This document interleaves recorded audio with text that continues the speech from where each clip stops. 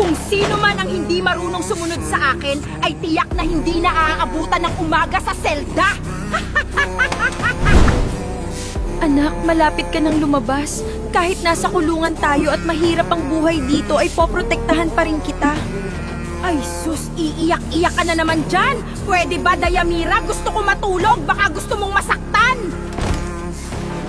Tama ka, Golding. Sakit na sa tenga. Simula nang dumating yan, nakakaloka. Paano pa kaya pag nanganak yan, buset? Hindi na talaga nagbago ang dalawang to. Intindihin nyo na lang si Dayamira. Buntis siya at nagiging emotional talaga.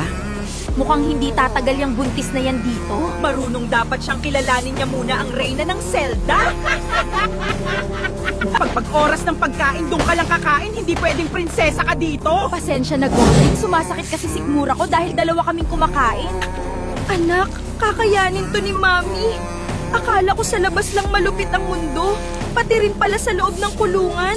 Dayamira, ako pala ang gagamit ng kama ngayong gabi. Sa lapag ka muna matulog dahil di ka naman maganda. Gulina, buntis ako. Maawa ka. Eto, Dayamira, kainin mo. Mas kailangan mo to at ng anak mo. Sa sunod na rasyon na ako kakain. Paano po kayo? Pero salamat po. Anak ko, wag mo muna pahihirapan si Mami. Pasensya na if tinapay lang ang tanghalian natin. Kapit ka lang.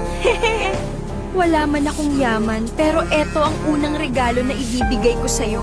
Dahil ikaw na lang ang meron ako. Anong nangyayari? Malamang isang preso na naman ang itinumba ngayong gabi.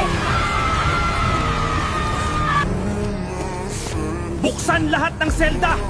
Kung sino ang papalag ay siguradong ikukulong sa Bartolina! Hindi pwede ang mga bagay na tulad nito sa kulungan!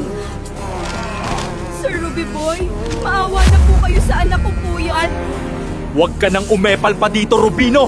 Dahil ako ang masusunod dito!